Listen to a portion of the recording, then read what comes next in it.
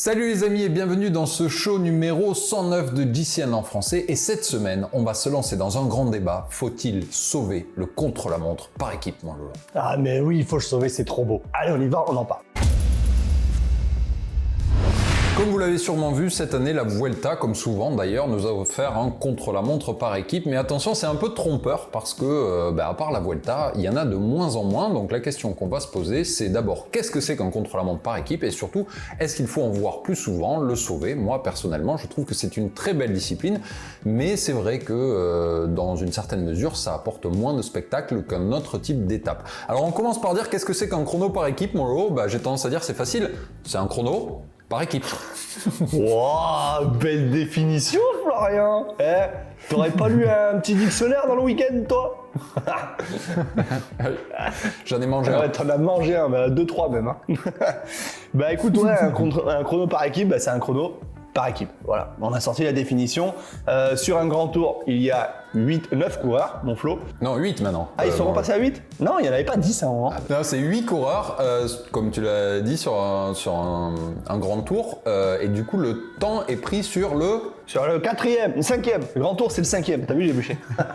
Bien, ça c'est bien. Parce qu'en règle générale, Florian, dans un chrono par équipe, le temps est pris sur le 4e coureur. Mais parce qu'on a moins de coureurs sur la course. En général, c'est 6 coureurs au départ.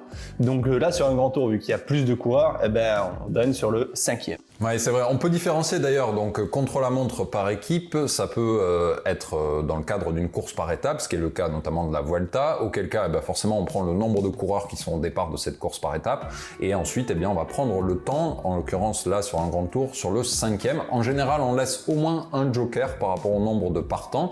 Il y a des contre-la-montre par équipe qui se font souvent chez les amateurs, par exemple à 4 coureurs au départ, et dans ce cas-là, le temps est souvent pris sur le 3e. On a aussi le cas de figure maintenant, depuis quelques temps, du contre-la-montre par équipe mixte qui a lieu lors des championnats du monde. Et là, on a 3 hommes qui sont au départ. Lorsqu'ils passent la ligne d'arrivée, c'est 3 femmes qui prennent le relais. Et à chaque fois, le temps est pris sur le 2e. Donc le 2e homme et ensuite la 2e femme. Donc à chaque fois, en gros, l'idée, c'est d'avoir au moins un joker au cas où on est un élément faible ou un problème mécanique pour pas tout simplement devoir abandonner cette course-là. Bon, on l'a compris, le lot, c'est un vrai contre-la-montre à tous les effets. Mais il y a quand même une spécificité, c'est qu'au lieu d'être seul contre la montre, on se retrouve en équipe, ce qui peut générer quelques problèmes. Oui, ça peut générer quelques problèmes parce que là, tu dois passer des relais, Florian, et c'est un peu le même principe que sur la piste avec la poursuite par équipe. Bon, sur la poursuite par équipe sur piste, c'est vrai que c'est un peu réglé comme du papier à musique. On voit les mecs qui s'écartent dans les virages et qui replongent directement dans la roue des collègues. C'est un peu le même principe, mais sur la route. La seule différence, c'est que là, on est sur route, du coup, on a des freins et on est sur les prolongateurs en même temps, donc on peut pas freiner. Donc là, lancer pour lancer, il faut bien manœuvrer, il faut bien gérer sa machine pour éviter de partir à la faute, d'aller toucher la roue d'un collègue. Et surtout, il faut garder la même allure. Parce que sur la route, on a tendance à s'écraser plus facilement que sur de la piste qui enroule vraiment. Et du coup, on peut casser l'allure.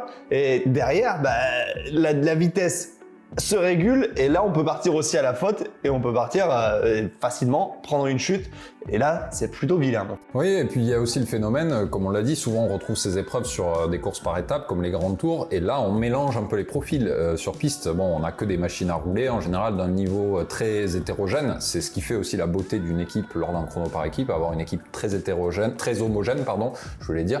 Du coup c'est ce qui permet d'avoir une équipe très performante. Quand on a une équipe au contraire très hétérogène comme sur un grand tour, avec des grimpeurs, des sprinteurs, des rouleurs, et bien là il faut trouver une alchimie qui est pas toujours facile parce que y en a certains qui roulent en vélo chrono quasiment un jour sur 2 parce que c'est leur spécialité. Il y en a d'autres, ils prennent souvent la poussière dans le service course de l'équipe et puis quand ils le sortent et qu'il faut se mettre derrière des machines à envoyer des watts, c'est un peu compliqué. Je prendrai l'exemple d'ailleurs lors de la Vuelta de la première étape de Sepp Kuss, pourtant dans l'équipe de Jumbo-Visma qui a largement dominé ce contre-la-montre par équipe et a pas pris un relais. Il est resté derrière. Et du coup, ça ouvre un peu le débat, mon Lolo. Comment on organise un contre-la-montre par équipe? Est-ce qu'il y a des règles? Est-ce que tout le monde est obligé de prendre des relais? On va partir de la base et ensuite, nous, on va donner un peu nos expériences. Alors, on l'organise déjà en flow.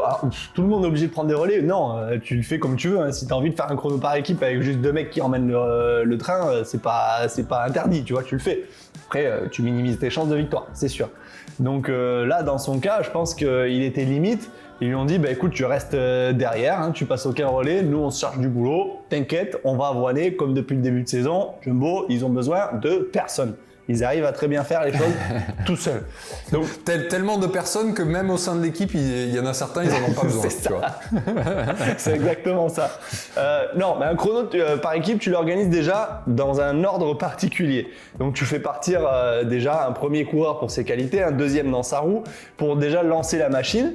Ensuite, tu le calcules plus ou moins par rapport à la distance du chrono par équipe, les relais que tu vas passer.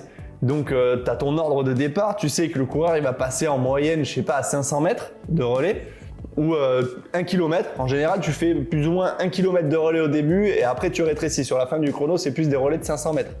Donc au début, tu vas sacrifier des mecs. Si je peux me permettre, Lolo, si je peux me permettre, ça dépend aussi des coureurs. C'est ça la subtilité et la beauté du contre-la-montre par équipe, surtout sur des grands tours où on a au milieu des grimpeurs qui sont moins habitués à rouler.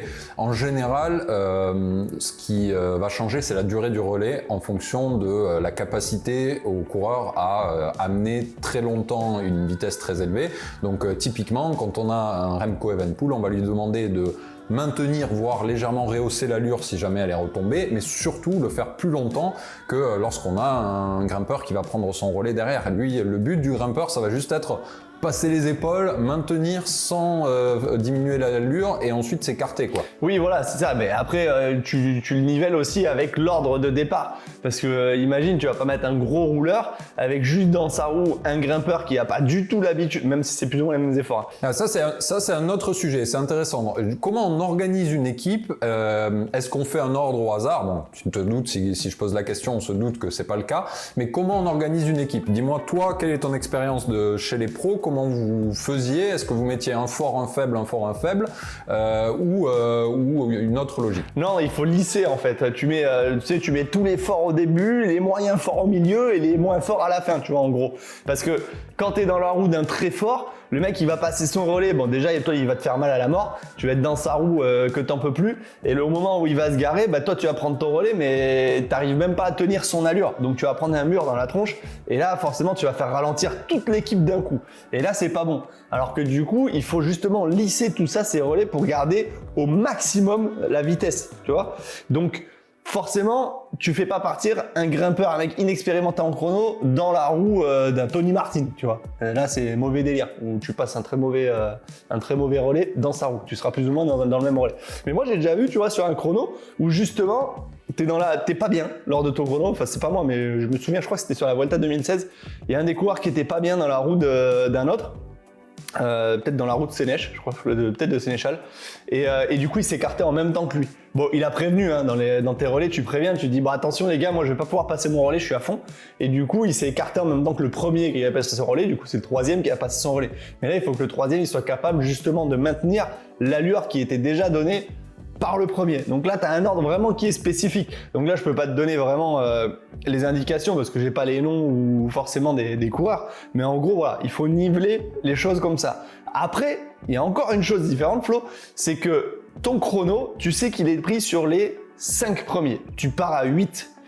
Donc, si mes calculs sont bons, t'en as 6, je crois, qui peuvent passer un relais à fond, c'est ça? Après, tout ce calcul, évidemment, Lolo, il y a aussi un facteur dont tu n'as pas parlé qui est à prendre en compte, c'est la morphologie. On parle de grimpeurs, de sprinteurs et de rouleurs, mais en général, on essaie aussi de créer une forme d'homogénéité morphologique pour éviter d'avoir un Philippe Hogan dans la roue d'un Pozzo Vivo. Bon, ils ont de la chance, ils sont pas dans la même équipe, mais ils pourraient l'être en équipe d'Italie, par exemple, même si ça m'étonnerait que le pauvre Domenico, on le sélectionne pour ce genre d'épreuve.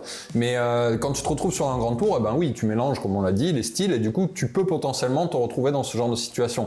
Alors si il y en a un, parce qu'il y a bien un moment où il va falloir mettre un grand derrière un petit, parce qu'on peut pas non plus faire au bout d'un moment, tu sais, ça fait les Dalton, quoi, t'arrives en bas de l'échelle, donc forcément on va chercher à mettre un très fort derrière un petit pour que lui il prenne plus de vent, mais qu'il soit capable du coup de supporter cette surcharge de travail.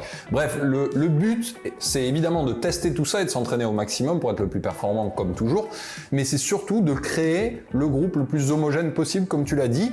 Et le facteur dont tu as parlé est aussi important, c'est on a 8 coureurs à disposition au départ. Mais c'est pas forcément en utilisant les 8 coureurs qu'on va être le plus performant, et l'exemple de la Jumbo-Visma l'a bien démontré.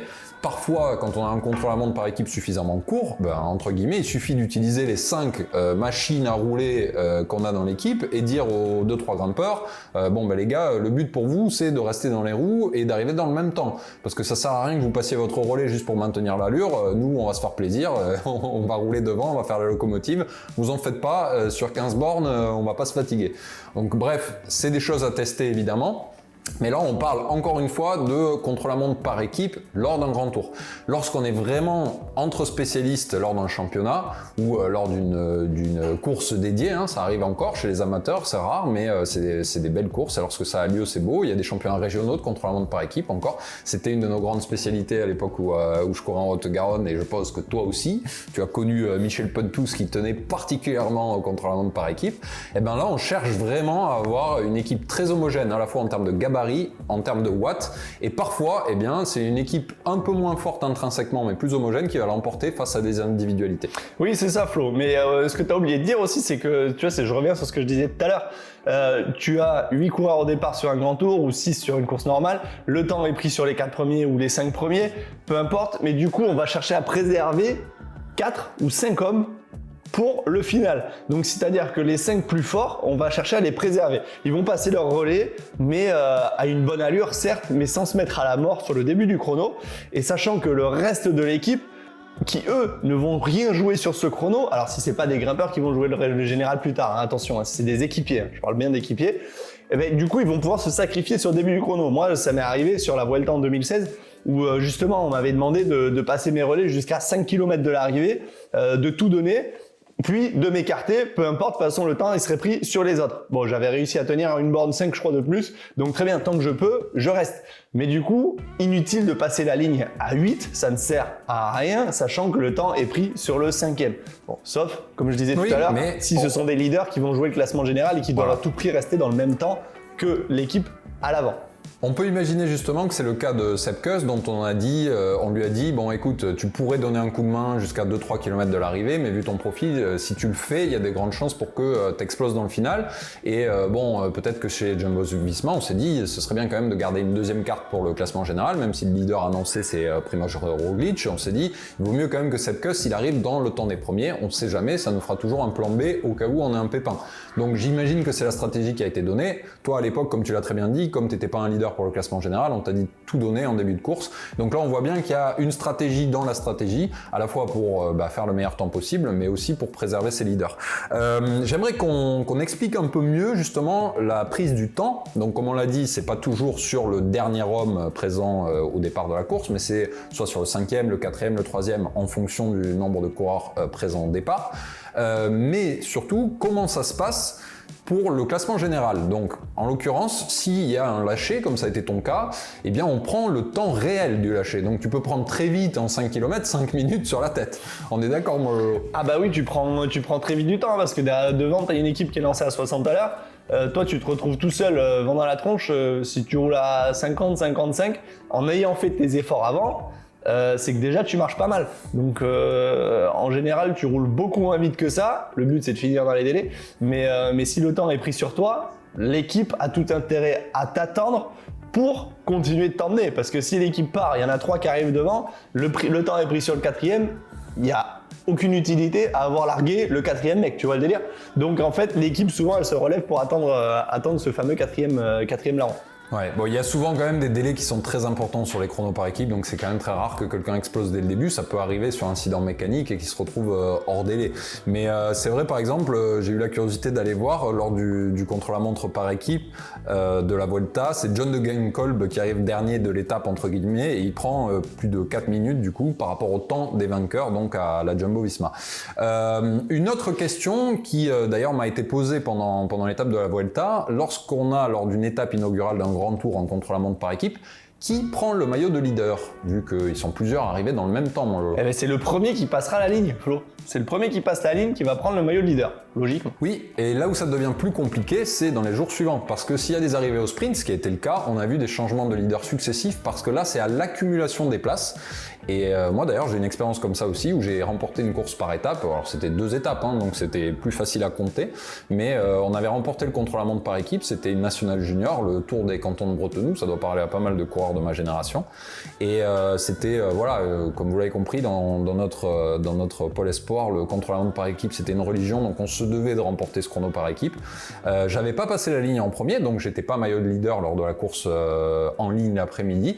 Mais l'après-midi, j'avais terminé premier de mon équipe, ça arrivait un gros groupe au sprint, j'avais fait 2e, je crois, ou 3e de l'étape, et du coup c'est moi qui avais remporté la course au général. Et bien là c'est la même chose qui s'applique, à savoir que tous les jours, un coureur différent de la Jumbo-Visma s'est retrouvé mieux classé que les autres, entre guillemets, et donc ils se sont passé le maillot au jeu de l'addition des places. Voilà. Et d'ailleurs ils l'ont très bien fait, parce qu'ils l'ont fait entre guillemets exprès, c'est-à-dire que le Mike Tennyson qui a pris le maillot le 2e jour a fait exprès de se laisser un peu décrocher et faire une mauvaise place entre guillemets le 3e pour laisser à son tour le maillot à Fini.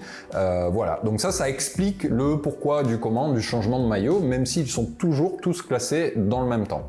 Ouais, mon Flo, putain, mais en vrai, tu devrais travailler à l'UCI ou un truc comme ça, tu sais, faire des tutos UCI, on vous explique le règlement. Putain, beau boulot. Heureusement que t'es là parce que moi je serais perdu sans toi, Flo.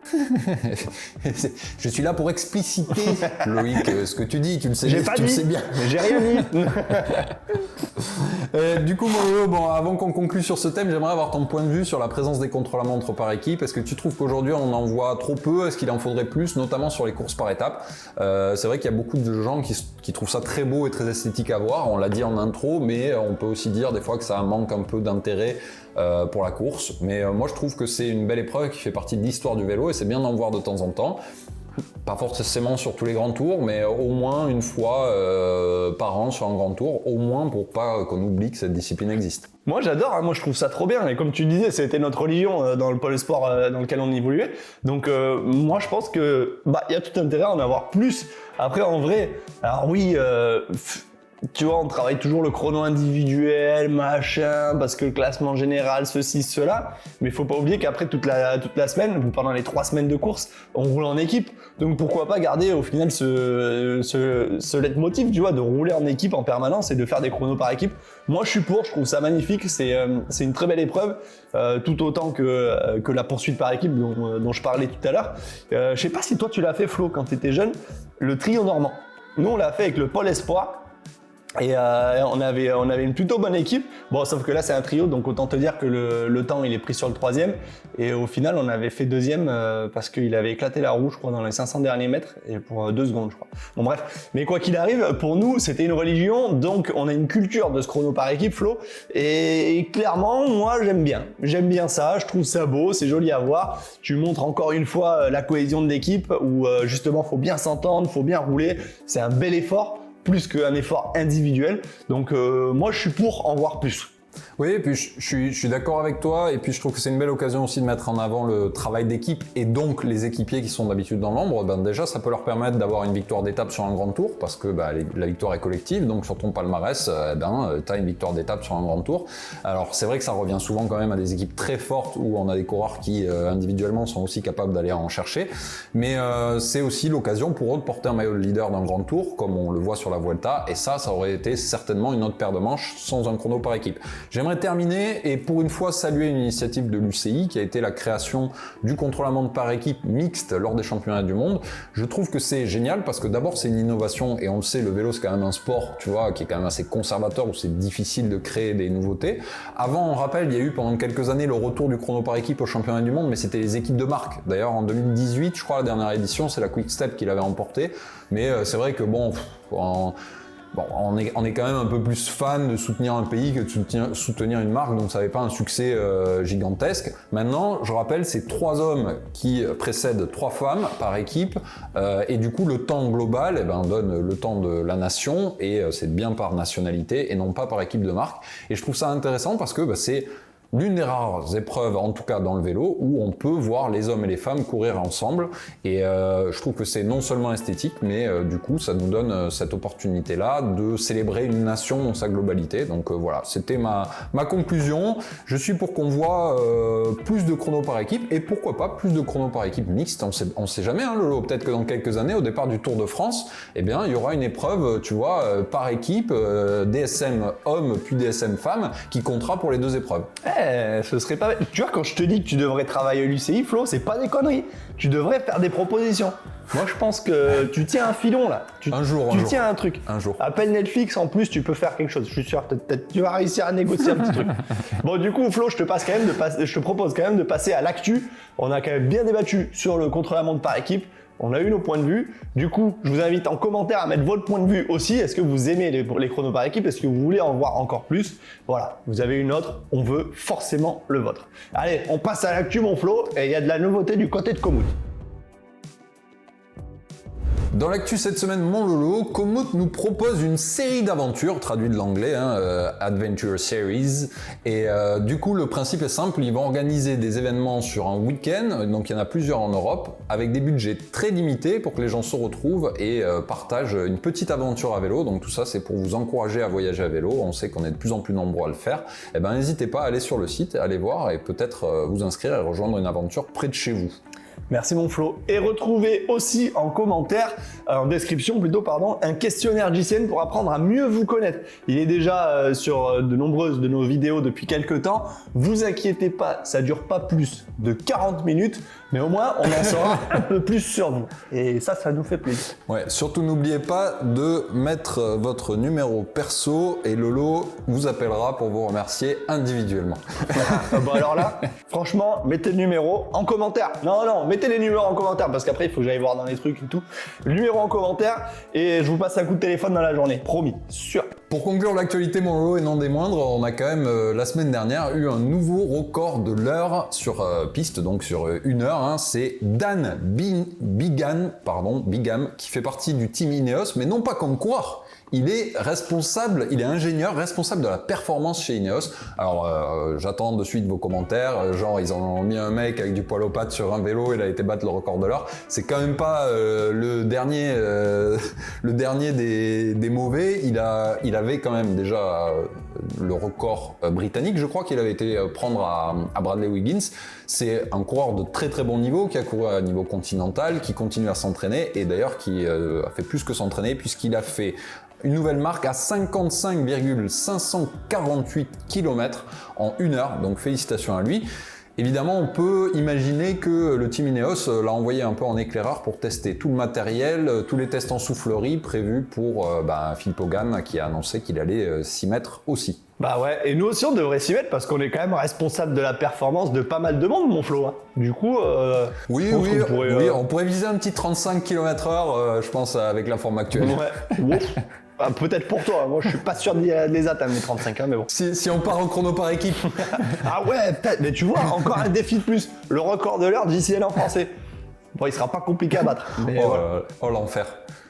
Voilà, 1 heure de vélo avec toi. Bref, passons au résultat, mon Lolo, et je te laisse commencer puisque on a mis le Tour du Danemark en premier et c'est toi qui l'as commenté, donc tu vas pouvoir nous en parler. Ouais, je l'ai commenté, mais j'ai pas vu toute la course en fait. Parce que je sais plus qui c'est qui a gagné, je crois que c'est la première étape. Non, en vrai, mon Flo, encore une fois, on a la Jumbo-Visma qui a survolé la course, mais tout en délicatesse, parce qu'ils ont laissé la Ineos prendre le maillot de leader. Bon, je vous fais le classement déjà. Premier jour, c'est Olaf Koil, le jeune sprinter néerlandais de Jumbo-Visma, qui l'a emporté magnifiquement, lancé par Christophe Laporte. Et c'est pour ça que je vous dis que j'ai pas vu l'arrivée, parce qu'en fait, moi j'ai l'image qui a coupé à 1 km de l'arrivée. Du coup, j'ai pas vu l'image. En fait, quand je commentais par rapport à ce que j'entendais, mais j'avais pas les images. Bref. Petit bug. Sur la deuxième étape... Les gens adorent connaître ta vie, mon Lolo. Mais ouais, mais comme ça on discute. Surtout connaître les résultats. On discute, on est bien. On n'est pas bien avec JCN en français. Voilà. De toute façon, si t'es pas content, tu peux zapper. Tu passes sur une autre émission sur YouTube.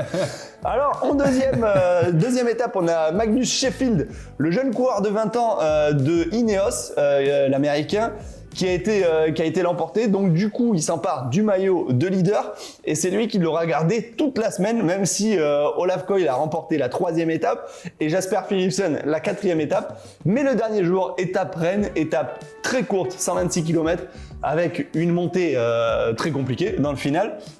Et c'est là où la Jumbo l'a joué super fine, c'est-à-dire qu'ils ont laissé toute la semaine le maillot à la Ineos qui a roulé, qui a géré ses trucs. Et dernier jour, dans la bosse, Christophe cacahuète de derrière les fagots, le Corse, il a déboulé quoi, il est parti. Alors le petit Magnus Sheffield, il a tenté une petite attaque dans le final, histoire de dire ouais vas-y les gars, je me bats jusqu'au bout. Bon le Corse, avec ses guitares de 4 mètres de long là, il a mis 3 coups de pédale, il a dépassé, vas-y il gagne, il fait bonif, machin, classement général, in the pocket. Il n'a pas porté le maillot de la semaine, mais il a quand même été 2e toute la semaine dans le même temps que Magnus Sheffield. Voilà mon Flo, maintenant tu peux passer à la Vuelta, j'ai fini pour aujourd'hui. Bisous tout le monde, à mardi. Bon, on passe à la Vuelta qui a débuté depuis les Pays-Bas, depuis Utrecht. Et du coup, on en a largement parlé, on va pas revenir longuement dessus. Par un contre-la-montre par équipe qui a été remporté par la Jumbo-Visma. Le leader a changé plusieurs fois, voilà, vous le savez. La vraie course va débuter chez toi, mon Lolo, cette semaine au Pays Basque. Puisque jusque-là, on a eu droit à un chrono par équipe et 2 sprints, qui ont été remportés les deux d'ailleurs par Sam Bennett. Voilà, donc on s'attend à un peu plus de spectacle, entre guillemets, pour le classement général à partir de cette semaine. Donc c'est à suivre évidemment en exclusivité sur Eurosport et JCN+. On avait également les championnats d'Europe qui continuaient la semaine dernière, mon Lolo. En l'occurrence, on a eu sur route la course femmes qui avait lieu, une fois n'est pas coutume, après celle des hommes. Et c'est l'éternel, j'ai envie de dire, Lorena Wiebes qui l'emporte au sprint d'un cheveu devant Elisa Balsamo. C'est bien parce que comme ça, elles se répartissent ces beaux maillots. Parce que une championne du monde qui a aussi le maillot de championne d'Europe, je trouve ça dommage. Donc là, au moins, chacune le sien. Un petit big up au cross-country français et surtout chez les Françaises, puisqu'elles font un doublé au championnat d'Europe, avec Loana Lecomte qui l'emporte devant Pauline Ferrand-Prévot. Bravo à elle, c'est Anne Terpstra qui complète le podium. Et on peut quand même faire un petit big up à Victor Koretsky, qui lui termine au pied du podium chez les hommes, remporté par Tom Pidcock, évidemment. Voilà mon Lolo. J'ai fait ma part du boulot et je te laisse conclure avec le vélo du mois qui a remporté le sondage sur l'application JCN. Ah, et là mon Flo, merci de me laisser conclure parce que ce vélo, moi je l'avais mis dans mes favoris, ce fabuleux Orbea Aero. Oui, le Orbea qui est forcément vélo national du Pays Basque qui se devait de gagner pour ce mois-ci, mon Flo. Donc du coup, le vainqueur, comment qu'il s'appelle le vainqueur? J'arrive même pas à trouver le nom. J'ai son vélo, mais j'ai même pas le nom. Qu'est-ce que c'est ce bordel? Ouais, non, moi non plus, j'ai pas le nom, mais félicitations à lui. En tout cas, on l'avait dit, c'est un bon mix de nous deux, puisque un vélo basque sur mes terres, puisque c'est pris la photo en haut du plateau de Beille, donc chez moi, qui suis originaire de l'Ariège. Donc je ne peux que valider la sobriété du vélo. La photo est belle, on avait déjà critiqué la manivelle aurait pu être mise à l'horizontale vers l'avant, mais là, vraiment en chipote. En tout cas, félicitations à l'europropriétaire de cette machine qui remporte un thermos JCN. Je rappelle d'ailleurs que pour le vélo du mois, il faut poster vos photos sur l'application JCN et ensuite, si vous remportez le sondage à la fin du mois, donc vous êtes le vainqueur du vélo du mois, il y a des cadeaux évidemment à gagner, il vous faut nous écrire soit dans l'adresse email que vous retrouvez en description, soit sur les réseaux sociaux, donc vous pouvez écrire à JCN en français sur Instagram par exemple. Voilà mon Lolo, je te propose qu'on termine là-dessus et que nous on se retrouve très bientôt, comme d'habitude, tous les mardis pour un JCN Show, mais cette semaine il y a encore pas mal de contenu et notamment vous allez me voir souffrir en fin de semaine sur un vélo comme d'habitude. Ouais, ça te fait pas de mal de souffrir un petit peu, il y en a marre, c'est toujours moi qui me tapais. Allez, bisous à tous, on se retrouve très vite. Ciao. Salut.